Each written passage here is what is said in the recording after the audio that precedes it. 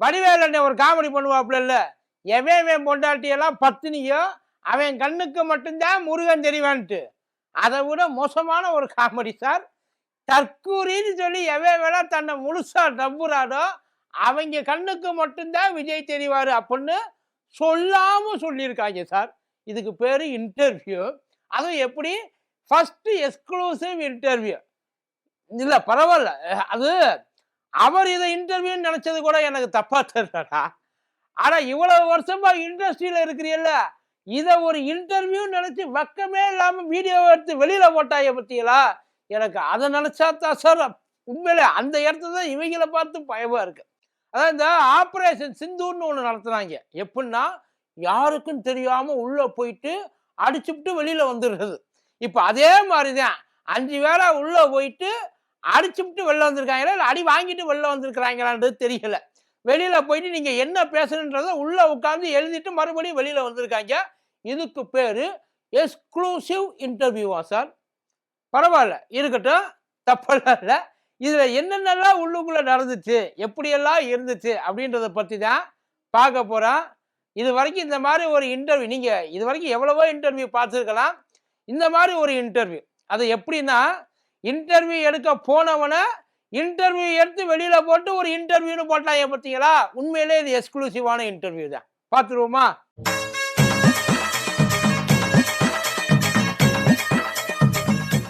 Booster சுகரை control பண்ணும், உங்க ஆரோக்கியத்தை மீட்டு தரும். சர்க்கரையை கட்டுப்படுத்துறதுக்கான எளிமையான வழிமுறை, இயற்கையான வழிமுறை. அனைத்து மருந்து கடைகளிலும் கிடைக்கும். மதியம் வணக்கம். இது மதியம் தர்பார்.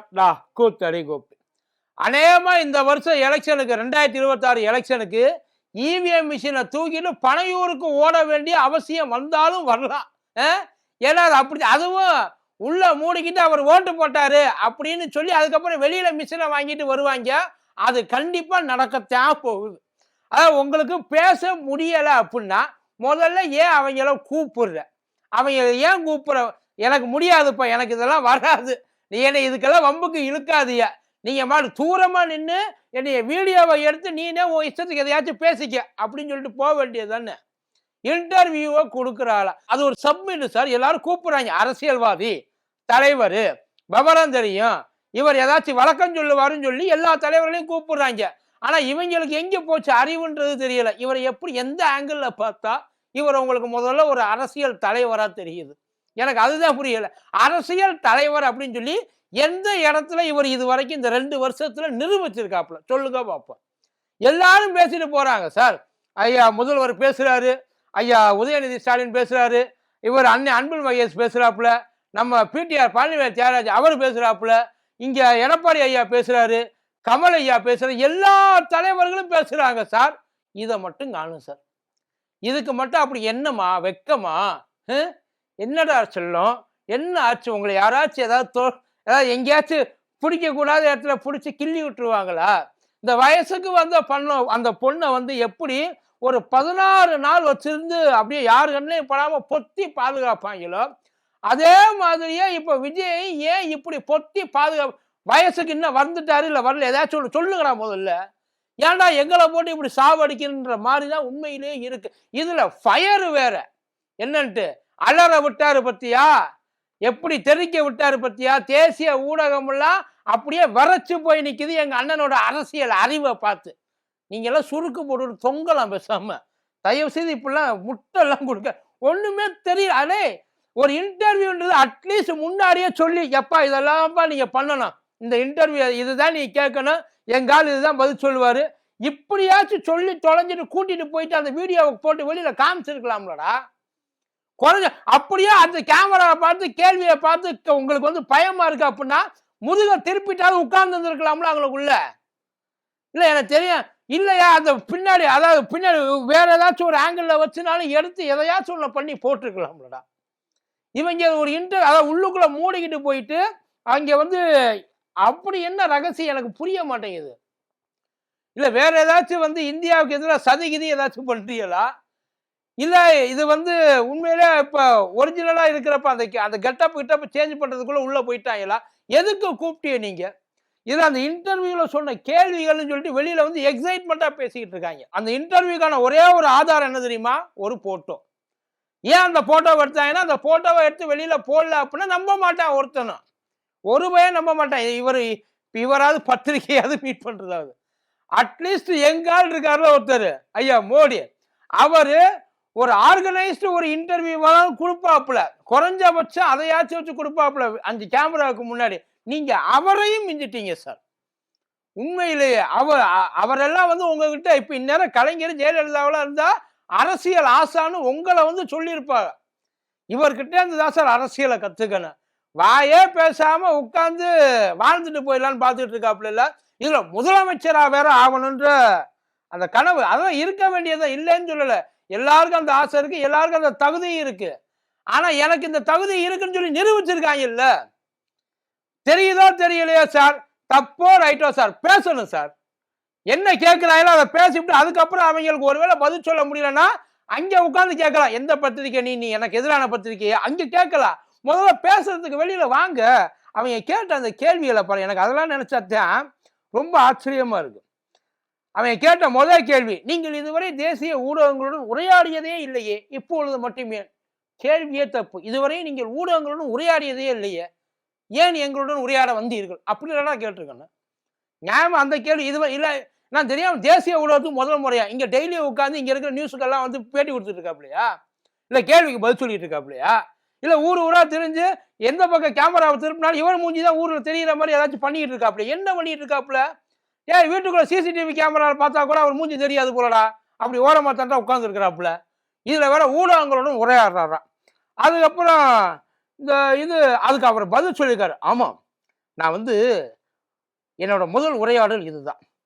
நான் இதை வந்து ஒரு மார்க் இன்டர்வியூவா பார்க்கிறேன். மார்க் இன்டர்வியூனா உங்களுக்குள்ள பார்த்துக்கிறது சார். மார்க் இன்டர்வியூ நேஷனல் மீடியாவை கூப்பிட்டு வச்சு மார்க். இப்போ நீ உண்மையில யாரை நக்கல் பண்றீங்க? எனக்கு அதான் புரிய மாட்டேன். மார்க் இன்டர்வியூனா என்ன தெரியுமா? ஒரு மாதிரி இன்டர்வியூ. அதாவது வெளியில போனால் எப்படி பேசணும், என்ன பண்ணணும், எப்படி பிஹேவ் பண்ணணும், எப்படி பதில் சொல்லணும், இது எல்லாம் தான் மார்க் இன்டர்வியூம்பாங்க. இவர் மார்க் இன்டர்வியூ அதுவும் எப்படி சீஃப் எடிட்டரை கூப்பிட்டு வச்சு தான் பண்ணுவாப்புலையா. சாதாரணமாக ரிப்போர்ட்டர்ல இவர் மார்க் இன்டர்வியூ பண்ண மாட்டாப்புல. அதுல நான் வந்து பேசுறது இல்லைன்னு சொல்லி மக்கள் நிறைய ஃபீல் பண்ணிட்டு இருக்காங்க.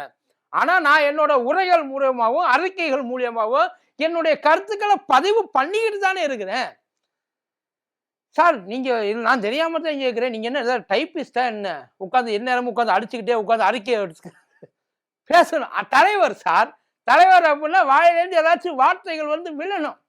அது மனப்பாடம் பண்ணிட்டு ஒப்பிக்கிறதுக்கு தானே ஸ்கூல்ல நடக்கிற பேச்சு போட்டியா என்ன? இல்லை ஏதாச்சும் ஒரு பேச்சு போட்டி, ஒரு கட்டுரை போட்டி அப்படின்னா பரவாயில்ல. நீங்க தேர்தலில் போட்டி போடுறீங்க சார். முதல்ல நீங்க அதை ஞாபகம், உங்களுக்கு உங்களை வச்சு உண்மையில எவ்வளவு தூரம் கேவலப்படுத்துறாங்க உங்க கட்சிக்காரங்க. நீங்க எனக்கு தெரிஞ்சு உங்களை வெளியில விட்டா கூட ஏதாச்சும் ஒண்ணு இல்ல, அட்லீஸ்ட் குறைஞ்சபட்சம் நம்ம அந்த சிபிஐ என்கொயரியில் இருக்கிற மாதிரி இல்ல, தெரியாது, ஞாபகம் இல்லை, அப்படியாச்சும் எதையாச்சும் பதில சொல்லிட்டு கிளம்ப வேண்டியதானே. இதையும் ஒரு சிபிஐ என்கொயரி மாதிரியே நடத்திருக்காங்க சார் இந்த இன்டர்வியூவை. சிபிஐ என்கொயரியில கூட ஓரளவுக்கு கொஞ்சம் ஏதாச்சும் வெளியில கசியும் போல. ஆனா இவங்க பண்ணது வெளியில அவங்க வந்து சொன்னதுதான். அதுக்கு மேல வெளியில நான் தான் பேட்டி கொடுத்தேன்னு இது வரைக்கும் அவர் சொல்லவே இல்லையே. எங்க ஒருவேளை பேட்டி கொடுத்திருந்தா விஜய் போட்டிருப்பாப்புல இல்ல, அதாவது ட்விட்டர்ல என்னுடைய முதல் பேட்டி, என்னுடைய அரசியல் பயணம் இங்க இருந்து தான் ஆரம்பிக்குது, நல்லா எல்லாரும் பாருங்க அப்படின்னு சொல்லி ஒரு ட்வீட்டை போட்டிருக்கலாம்ல. அதையும் அவர் போடல. ஏன்னா கொடுத்தாங்களா கொடுக்கலையான்றதே தெரிய மாட்டேங்குது சார். அடுத்து, நீங்கள் ஒரு கிங் மேக்கரா? உண்மையிலே இந்த கேள்வியை கேட்டிருந்தானா உங்களை அவன் கலாய்க்கிறான்றது உங்களுக்கு தெரியாம இருந்திருக்கணும். இல்ல தெரிஞ்சுக்கிட்டு நீ என்னை கலாய்க்கிறியா நீங்க அவரை திரும்ப கேள்வி கேட்டிருக்கணும். ரெண்டுமே இல்லாம கிங் மேக்கர் அப்படின்னு அதிர்ச்சியா பாக்குறாரு. டே, யாருக்கிட்ட சொன்னாலும் ஒண்ணு இல்ல, புசியானதுல சொன்னாலும் அவரும் அதிர்ச்சியா பாப்பாரு. உங்களால் கிங் மேக்கரா? இந்த பக்கம் அருண்ராஜ் இருக்காரு, அவர்கிட்ட கேட்டாலும் கிங் மேக்கரா? செங்கோட்டையனை மட்டும் போய் கேட்டு இந்த கிங் மேக்கர்னா குக்கரை தூக்கி அடிச்சிருப்பாப்புல. யாரா கிங் மேக்கரு? ஏடா எந்திரிச்சு போய் நின்று பேசுறதுக்கே 7 நாள் ஆகுதுடா, யாரை பார்த்துடா கிங் மேக்கர் கேட்பாருல. அவர் சொல்றாரு, நாங்க வந்து ஜெயிக்கிறதுக்காகத்தான் வந்திருக்கோம். ஜெயிக்கிறதுக்காக நீங்க வந்திருக்கீங்க, ஜெயிக்கிறதுக்காக நீங்க இது வரைக்கும் என்ன பண்ணிருக்கீங்க? இது வரைக்கும் என்ன பண்ணிருக்கீங்க? 2 முறை சிபிஐ என்கொயரிக்கு போயிட்டு வந்திருக்கீங்க. அவ்வளவுதான் நீங்க செஞ்சது, வேற எதுவுமே கிடையாது. ஜெயிக்கிறதுக்காகத்தான் நாங்க வந்திருக்கோம். எதிர்காலத்தை வந்து நோக்கியே நான் போராடுகிறேன். எங்க அந்த சேனலை பார்த்து, ஓ அதுதான் அந்த எதிர்காலமா சார்? இந்த சின்ன பையில டெலஸ்கோப்ல உட்காந்து ஸ்டாரை பார்ப்பாங்க, அந்த மாதிரி சேனல் வழியா உட்காந்து வானத்தை பார்த்துட்டு இருக்கிறது ஐயாவுக்கு எதிர்காலம் போல. இதை சொல்றாங்க சார். அவர் தான் சொல்றாரு, இவங்க தான் கேட்கிறாங்க. அப்புறம் நீங்க நேரடியா வந்து பதில் சொல்றதுக்கு வந்து ஏன் ரொம்ப யோசிக்கிறீங்க? அல்லது உங்ககிட்ட வந்து அந்த கான்ஃபிடன்ஸ் லெவல் வந்து ரொம்ப கம்மியா இருக்கா? இதுக்கு பல பேர் வந்து உங்களுக்கு அப்படித்தான் நீங்க இருக்கிறீய. உங்க மேல உங்களுக்கே நம்பிக்கை இல்ல. நீ நேரடியா கேட்க வேண்டியதுதானப்பா. அதை என்ன எங்க மூலியமா கேட்கிறது? உன் மனசுல என்ன இருக்குதோ அத நீ கேட்கிற. அதை ஏன் நாங்க கேட்கிற மாரி கேட்கிற? எத்தனை பேர் வந்து உங்ககிட்ட சொன்னாங்க? இல்ல அவங்க எத்தனை பேர் உங்ககிட்ட சொன்னாங்க? சொல்லுங்களேன் கேட்போம். அதான் இவர் உண்மையிலே அப்படி ஒரு மாரி வீக்கா இருக்காரு. பெரிய டாக்டர் சைக்காட்ரிக் மாரியே எனக்கு தெரிஞ்சு இவங்க பத்திரிக்கைக்காரங்க மாரி பேசல. ஒரு சைக்கோ மனநோயாளிய எப்படி வந்து அணுகணுமோ அப்படித்தான் அணுகியிருக்காங்க. அந்த கேள்விய தான் கேட்டிருக்காங்க. நீங்க உங்களுக்கு உண்மையிலே நீங்க ஒரு தலைவர்ன்னு உங்களுக்கு நம்பிக்கை இருக்கா? அது இந்த கேள்விக்கான அர்த்தம் அதான் சார். அதுக்கு அவர் என்ன சொல்லியிருக்காரு? அது உண்மைன்னு நான் நினைக்கல. அதான் என்னன்னா, நான் தலைவர்ன்னு நான் நினைக்கலன்றதெல்லாம் கிடையாது. நான் தலைவர்ன்னு அவங்க நினைக்காதத அது வந்து அப்படி நான் நினைக்கல. நான் வந்து தலைவர் தான். எனக்கு எல்லா விதமான கான்ஃபிடென்ட் இருக்கு. நான் வந்து இப்போ கூட நீங்க கேட்ட கேள்விக்கு எல்லாத்துக்குமே நான் எப்படி வந்து ஷார்ப்பா வந்து பதில் சொன்னேன். யோசிச்சு பாருங்க. நான் தெளிவா தான் சார் இருக்கேன். அவ்வளவு ஷார்ப்பா அதான் அவர் என்ன சொல்றாருன்னா, எனக்கு தெரியாத விஷயமே கிடையாது. அரசியல்ல நான் செய்யாத வேலையே கிடையாது. அப்படியே 50 வருஷம் அரசியல் அனுபவம் இல்லையா? ரொம்ப தெளிவா, ரொம்ப நிதானமா, ரொம்ப போல்டா, ஏன் எங்க சனநாயகனுக்கு போய் ஏதாச்சும் ஒரு வார்த்தை அந்த கேள்வி இதுல இருக்காது. நான் அதுக்கு அடுத்து வர்றேன். அப்புறம் அதுதான் இதுல இன்னொன்னு சொல்லிட்டாப்ல. நான் என் மக்களுக்காக நான் சினிமாவை விட்டுட்டேன். இனி அரசியல் தான் என்னுடைய ஒரே எதிர்காலம் சொல்லிட்டாரு. அவரோட எதிர்காலம் தான் அது. நல்லா கேட்டேங்க. இப்பயும் அவரோட எதிர்காலத்தை பத்தி மட்டும் தான் யோசிச்சுக்கிட்டு இருக்காரு. முடியலடா சாமி, இதுக்கு மேல என்னால அடி வாங்க முடியாது. தயவு செய்து என்னை எப்படியாவது காப்பாத்துங்க. உங்களை நம்பி வேற நான் உள்ள இறக்கிட்டேன். ஏன்னா எல்லாருக்கும் முன்னாடி சொல்லலைன்னா கூட பரவாயில்ல, சொல்லியாச்சு. இனிமே நான் போக மாட்டேன் கடைசி படம். ஆனா அதுக்காக அவர் விட்டு இனிமே படம் நடிக்க மாட்டாரு அப்படின்றதெல்லாம் வந்து சும்மா. அதெல்லாம் வந்து அன்னைக்கு சூழ்நிலை நான் அப்படி இருக்கிற மாதிரி ஆயிப்போச்சு. இதுதான் என்னுடைய அரசியல் தந்திரம். அதாவது என் ரசிகர்களுக்காக நான் திரும்ப நடிக்க வர்றேன் சொன்னா, அப்பையும் ரசிகர்களுக்காக நான் நடிக்க வர்றேன். என்னை விரும்பின மக்களுக்காக நான் நடிக்க வர்றேன். அவங்கள சந்தோஷப்படுத்துறதுக்காகத்தான் என்னோட அரசியல் வாழ்க்கையே நான் விட போறேன் அப்படின்னு சொன்னா என்ன பண்ணுவீங்க? என்ன பண்ண முடியும்? அவர் ஏன்டா திரும்ப நடிக்கிறீங்கன்னு கேட்பான். என்ன அதெல்லாம் சந்தோஷமா எல்லாரும் என்னையும் சேர்ந்து சந்தோஷமா அவர் படத்தை நல்லா என்ஜாய் பண்ணுவோம். ஏன்னா அவருக்கு பாலிடிக்ஸ்ல தான் வந்து இதுவாகலையே தவிர படத்துல எல்லாம் தலைமை வேற ரகம். அதை விட்டுருங்க. கடைசியா அரசியல் வருகை மற்றும் ஜனநாயகன் திரைப்படம் குறித்த பதில்.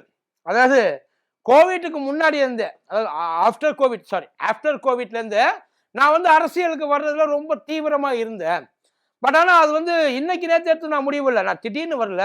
நீங்க இன்னும் முடிவு எடுத்தீங்களான்னே பாதி பேர் தெரிய மாட்டேங்குது சார். கோவிட்டுக்கு அப்புறம் 2020க்கு அப்புறம் கிட்டத்தட்ட 6 வருஷமா அரசியலுக்கு வர்றதை பத்தி ரொம்ப ஆழ்ந்து யோசிச்சிருக்கீங்கன்னா, இந்த கடைசி 2 வருஷமா நீங்க என்னென்ன பண்ணிருக்கலாம், அப்பையில இருந்து என்னென்ன வேலை பண்ணிருப்பாங்க. ஆனா அப்பெல்லாம் வந்து நான் அரசியலுக்கு வர்றதை நினைக்கிறப்ப இந்த படத்துல ஏதாச்சும் பிரச்சனை ஆயிடுமோ அப்படின்னு வந்து நான் பயந்திருந்தேன். நான் பயந்த மாதிரியே ஆயிடுச்சு. தயாரிப்பாளர்களுக்கு என்னுடைய ஆழ்ந்த வருத்தங்கள். அமௌண்ட்டை வாங்கியாச்சு இல்ல, இனிமே ஆழ்ந்த வருத்தம் மட்டும்தான். அவங்க உங்களை நம்பிதானே சார் பணம் போட்டாங்க. நேரடியா உங்க கூட தொடர்பு. இன்னும் சொல்ல போனா உங்களை பழி வாங்குறேன்னு சொல்லி அவங்கள போட்டு அடிச்சு நொறுக்கிட்டு இருக்காங்க. நியாயமா இதுக்குத்தானே நீங்க குரல் கொடுக்கணும். நியாயம் உங்களோட நேரடி தொடர்பு சார். உங்களுக்கு ஓட்டு போடல, நோட்டு கொடுத்து அள்ளி போட்டு தெளிச்சிருக்காங்க. எத்தனை கோடி, 500 1000 கோடி ரூபா பட்ஜெட்டு. இதெல்லாம் தெரிஞ்சுதான் இப்ப மொத்தமா தலையில துண்டா போட்டு உட்கார்ந்து இருக்கிறாங்க. அவங்களுக்கு தாங்கள் சொல்ல போவது வருத்தங்கள் மட்டும் தானே. நீங்க வருத்தம் சொல்லலைன்னா அவங்க ரொம்ப வருத்தப்படுறாங்க. இந்த படம் வெளியாகிறத பத்தி அவங்களுக்கு வருத்தம் இல்லை. தலைவர் வருத்தம் சொல்லாம நம்மளை நினைச்சு ஃபீல் பண்ணிட்டு இருக்காரா? அவர் நம்மளை பத்தி ஃபீல் பண்ணா அது போது என் நெஞ்சு நிறைஞ்சு போச்சு அப்படின்னு நினைச்சிட்டு போயிடலாமா? இதுக்கு பேர் இதெல்லாம் வந்து உள்ளுக்குள்ள நடந்ததா வெளியில வந்து அவங்க எல்லாத்தையும் எக்ஸ்பிளைன் பண்ண விஷயம். நல்லா கேட்டுக்கங்க. உள்ளுக்குள்ள இது வரைக்கும் என்ன நடந்துச்சுன்னு யாருக்குமே உண்மை தெரியாது. அவங்களா சொன்னது, அதை நாவலா கேட்டது. இதை வந்து ஒட்டுமொத்த இந்தியாவுமே வந்து உத்து பார்த்து இவரை மாதிரி ஒரு அரசியல் தலைவர் இது வரைக்கும் நாங்க பார்த்ததே இல்லைன்னு தூக்கி வச்சு கொண்டாடிட்டு இருக்காங்களா? இப்பயும் அவங்க உங்களை கலாய்ச்சிட்டு தயார் இருக்கிறாங்க. அதாவது ஒருத்தையா நம்மளை அதை சொல்லுவாங்க இல்லையா? நான் காமெடியன்னு சொல்லிட்டு எனக்கு நல்லா தெரியும். ஆனா தான் காமெடியன் இல்லைன்னு சொல்லிட்டு இவனுக்கு இது வரைக்கும் தெரியாம இருக்கு பத்தியா, அதுதான்டா பிரச்சனை இல்ல. அதே மாதிரிதான் இருக்கு. பார்த்துக்கங்க. இல்ல இதெல்லாம் வந்து ஒட்டுமொத்தமா நீங்க எதுக்கு வந்து இதையெல்லாம் வந்து கிளப்பி விடுறீங்க, எதுக்கு இதையெல்லாம் வந்து வெளியில முதல்ல விடுறிய இந்த மாதிரியான புரளியெல்லாம் ஏன் கிளப்புறிய சார்? நினைச்சு பாருங்க, அவ்வளவு பெரிய தலைவர்கள். அந்த எதுக்காக இந்த மீட் வைக்கிறதுனா, தலைவர்கள் தங்களுடைய கருத்துக்களை நேரடியா மக்களோட பகிர்ந்துக்கிறது, ஷேர் பண்ணிக்கிறதுக்கு. ஒரு தலைவன் என்ன நினைக்கிறான், எந்த அளவுக்கு கான்பிடண்டா இருக்கான், எந்த அளவுக்கு வந்து தன்னோட கட்சியை வழிநடத்த, தன்னோட தொண்டர்களை உற்சாகப்படுத்துறா. வெறும் 6 மாதத்துக்கு ஒரு தடவை வந்து போற, 3 மாதத்துக்கு ஒரு தடவை வெளியில வர்றது, நீங்க அணையா திறந்து விடுறதுக்கு, நிரம்புனதுக்கு அப்புறம் இறங்கி விடுறதுக்கு ஓடிட்டு 6 மாதிரி ஓடிட்டே இருக்கணும் சார் எல்லா இடத்துக்கும். முதல்ல அதை ஒரு பொலிட்டீஷியனா நீங்க ஃபாலோ பண்ண ஆரம்பிங்க. அதுக்கப்புறம் நீங்க வந்து லீடர் ஆகலாம், அதுக்கப்புறம் நீங்க வந்து முதல்வர் ஆகலாம், என்ன வேணாலும் பண்ணலாம். முதல்ல பேசிக்கா ஒரு அரசியல்வாதி என்ன பண்ணணும் அப்படின்றத அரசியல் தெரிஞ்ச யாருக்கிட்டையாவது கேட்டுட்டு வாங்க, அதுக்கப்புறம் பேசிக்கலாம். நன்றி.